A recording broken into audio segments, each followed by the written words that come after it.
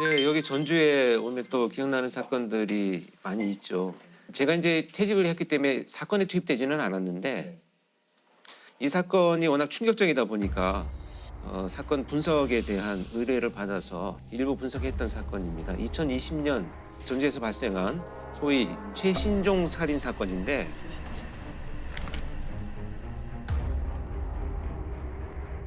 실종 여성 2명을 살해한 혐의로 체포된 30대 남성이 검찰 조사에서 범행을 모두 시인했습니다. 경찰 조사 결과 최 씨는 아내의 지인을 먼저 살해한 뒤 불과 4일 뒤엔 부산에서 온 20대 여성도 살해한 것으로 드러났습니다. 특히 부산에서 온 이 여성과는 일면식도 없던 관계였는데 최 씨는 익명 채팅 앱으로 연락을 주고받다가 자신이 있는 곳으로 오라고 유인해 살해한 것으로 드러났습니다. 이 사건은 당시 언론에 연쇄살인으로 보도가 됐었죠. 네네. 사실 최신종 살인 사건은 연쇄살인이라기보다는 연속살인에 가까운 의미를 갖고 있죠. 어떤 차이가 있을까요? 연속살인은 짧은 시간에 몇 건의 살인 사건이 이어지는 겁니다. 짧은 시간에. 연쇄살인 사건은 소위 냉각기라는 게 있어요. 그래서 일정 시간을 두고 계속 그 유사한 대상한테 벌어지는 것을 이제 우리가 연쇄살인 사건이라고 하는데 그러면 최신종 사건은 최신종 연속살인 사건 이렇게 보는 것이 가장 타당한 사건입니다.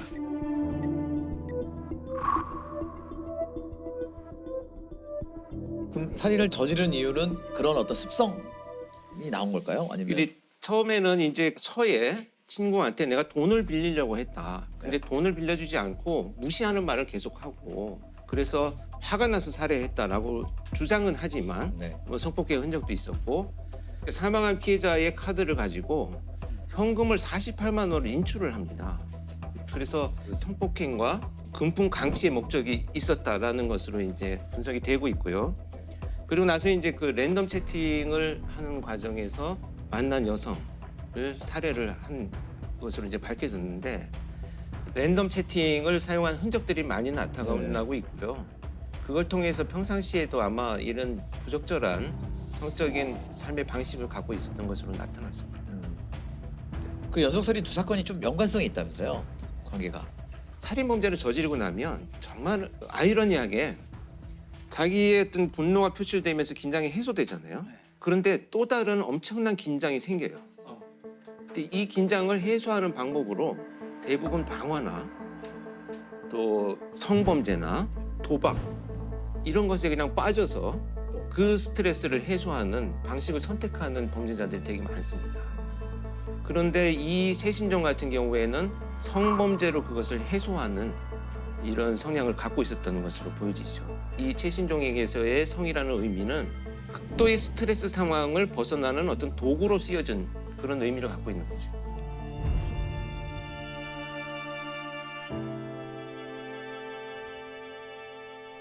그동안 진짜 고마웠어. 정말 사랑하고 미안해. 자주는 아니어도 잘 한 번씩 들여다보고 잘 좀 챙겨주고 이 생에도 마지막 부탁이야. 나 없어서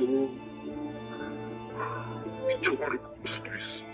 잘 좀 잡아주고 부탁 좀 할게. 미안해.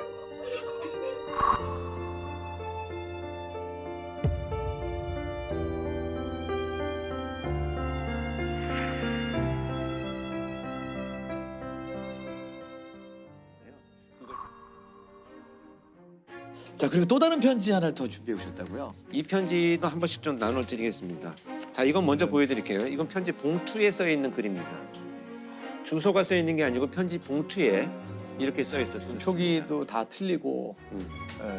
왼손으로 이 범인이 써가지고 아주 왼손으로. 필체가 거의 알아보지도 못할 정도로 악필로 되어 있는데 이 사건은 2007년도 12월에 발생한 사건입니다. 네. 인천 강화도에서 해병대원 2명이 근무를 하고 부대로 이동하는 과정에 네. 누군가 나타나가지고 이 병사들을 차로 칩니다.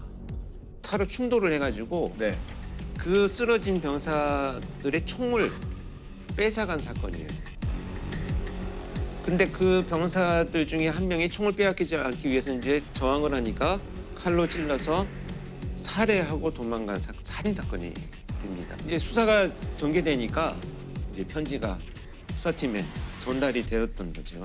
그러니까 이제 체포되기 전에 자기가 의도적으로 수사 방향을 바꾸고 자기 변명을 하고 여러 가지 의도를 가지고 이제 보낸 편지가 되겠습니다. 굉장히 장문의 편지인데요.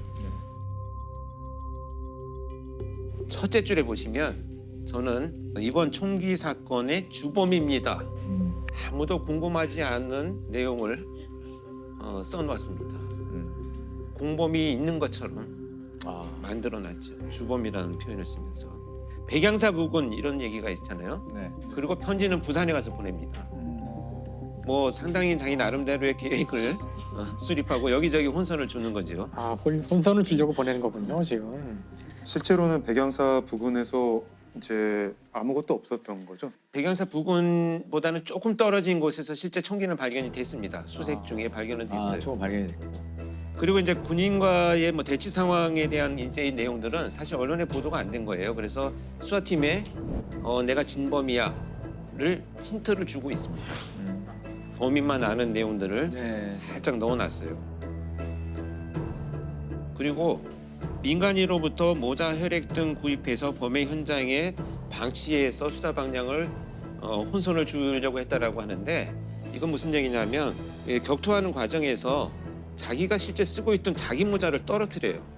그래서 경찰이 거기서 수거를 해가지고 DNA를 찾습니다. 내가 아니다, 이거. 자기 거예요. 자기 거 건데 아니라고. 민간인에게 아, 정말.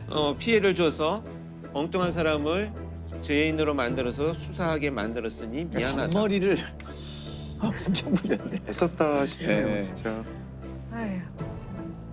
이 얘기 너무 재밌어요. 살인을 범했지만 최소한의 인권을 존중해 주시.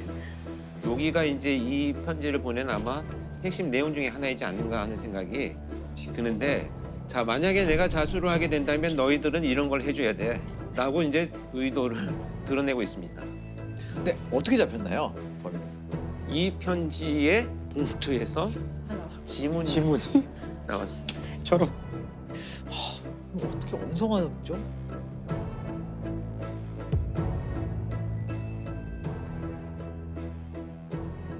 이 편지나 글을 통해서 심리 분석해봤는데 이 편지로도 이렇게 네. 다 분석이 가능하군요. 경북 상주 농약 사이다 아, 네. 사건입니다.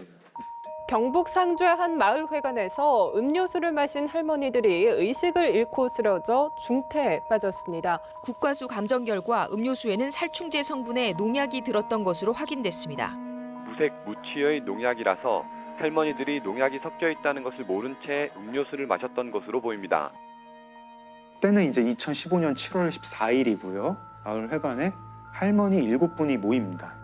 7월이니까 덥잖아요. 그렇죠. 아우 더우니까 목마르다. 뭐 먹을 거 없나? 마실 거 없나? 하고 냉장고 문을 열어요. 사이다가 페트병으로 있었는데 뚜껑이 사이다 뚜껑이 아니라 자양강장제 뚜껑으로 닫혀 있었어요. 할머니 한 분이 그걸 꺼내 와가지고 밥그릇에 돌려가지고 나눠 드십니다. 나눠 드시는데 한 분은 내가 집에서 마가루를 이제 물에 타가지고 마시고 와가지고 난 안 먹겠다 이러면서 한 분은 안 드세요. 드시고 나서 조금 있다가 한 분, 두 분 쓰러지세요. 한 분, 두 분 쓰러지고 할머니들이 이제 쓰러진 채로 구토를 해가지고 토사물이 얼굴에 뒤덮이고 하도 한 분은 이제 그 구토를 격렬하게 하셔가지고 틀니가 빠질 지경이 돼요. 제일 젊었던 할머니가 비틀거리면서 나가요.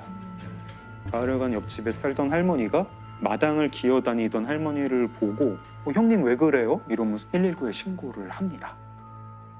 그 마을회관 안에는 할머니 5분이 계속 발작을 하고 계신 거예요. 근데 그 안에 할머니 5분이 있다는 걸 구급차가 몰라요. 아이고, 이런. 신고를 한 분만 했구나. 거의 1시간 가까이 돼서 이 5 할머니는 그때서야 병원을 가는 거예요. 그 할머니 6분이 이제 다 중태에 빠지시고 결국 2분은 돌아가세요. 경찰이 당연히 오죠. 마을회관에 있던 모든 액체를 다 수거를 하고 금방 밝혀내요. 뭐 들었다. 네. 사이다와 특정 성분의 살충제가 섞여 있었다. 이거는 그러면은 계획적인 범죄고 살인 범죄다. 수사를 하죠. 마을 입구에 CCTV가 있어요. 외부인 온 사람들을 다 수색을 해요. 근데 외부인 중에는 없는 것 같아요. 외부인 중에는 없는 것 같고 그럼 내부인인가? 이 마을 너무 작아가지고 마을 사람들 다 서로 알고 다 형님 동생하고 누가 원한 가진 사람도 없는데 이게 어떻게 이럴 수가 있지? 자연스럽게 의심의 방향은 왜 할머니가 7분이 모였는데 한 분만 사이다를 안 드셨나? 안 드신 분. 네. 그 안 드신 분한테 이제 수사 초점이 모아가게 되죠. 수사를 할 때 의심스러운 부분들이 많이 나와요. 그 할머니가 타고 다니는 전동 휠체어가 있는데 거기서 농약 성분이 나오고 이 할머니 옷에서 그 살충제 성분이 나와요. 제일 또 의심스러운 거 하나가 그 할머니 집의 그 마당 뒷뜰에 뚜껑 없는 자연강장제가 나오고 그 자연강장제 안에 살충제가 성분이 나와요. 그리고 할머니 집에서 자연강장제가 9병이 더 나오는데 그 9병이랑 마당에서 발견된 한 병이랑 유통기한이랑 제조번호가 같아요. 같은 세트네요. 네, 같은 세트. 10개짜리 한 상자를 사서 하나를 마시거나 비우고 거기에 살충제를 넣어서 마을회관에 가서 사이다를 탄 거 아닐까? 이제 경찰이 이 할머니를 용의자로 특정을 하고 체포를 합니다. 저는 경찰청에서 제가 근무할 때여서 투입이 됐어요. 이분이 마을회관으로 가는 동선이 늘 있어요. 네. 늘 있는데 공교롭게도 그랬는지 아니면 자기가 범행을 하려고 하는 긴장도 때문에 그런지 그날 다른 곳으로 가요.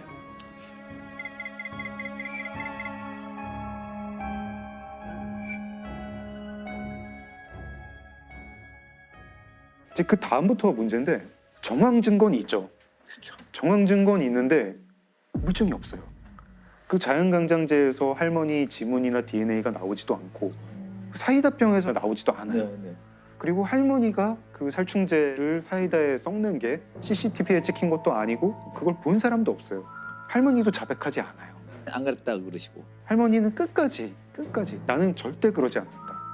강력범죄의 어떤 성향이 있는 분들도 아니고 하니 계기만 만들어주면 잘 자기가 이 범죄가 왜 저질러졌는지에 대한 동기를 스스로 밝히고 자백을 할 줄 알았는데 끝까지 완강하게 결국은 마지막까지 이렇게 자백하지 않고 갔는데 그렇게 해서 국민참여재판에 신청을 하게 돼요. 여태까지 이제 국민참여재판으로 한 사건 중에 제일 긴 사건이에요.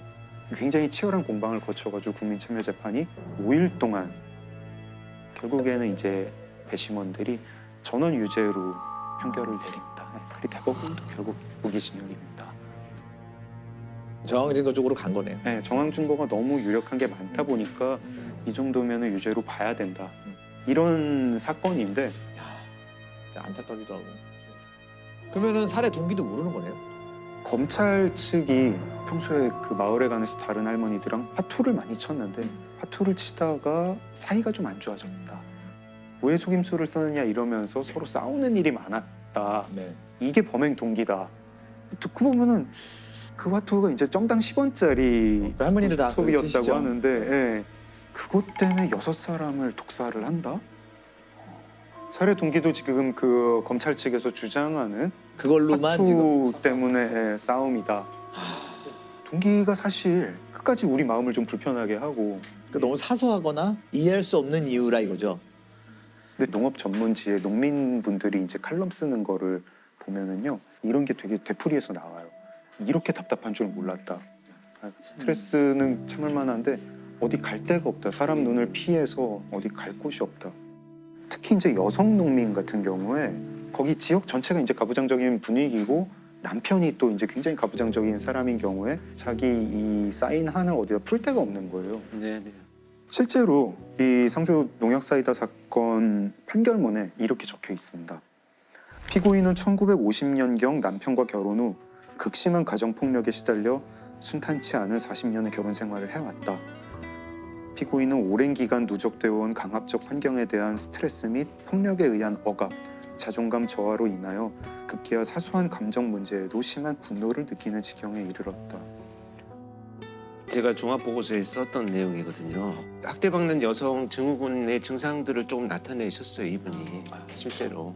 그 문제로 인해서 이분이 자기가 뭔가 침해받는 것에 대해서 너무 예민한 반응을 해오셨어요. 그러니까 분노나 이런 건 조절이 잘 안 돼 있고 내 텃밭에 누군가 옆집에서 팔을 한 2단만 여기 심어놓게요 해도 뽑아서 막 던져버릴 정도로 이제 감정이 극단적으로 왔다 갔다 하는 약간 문제가 있어서 이게 누적되어 와서 나를 무시하고 속여 나를 계속 뭐 이런 것이 이제 촉발되었다고 보는 거죠.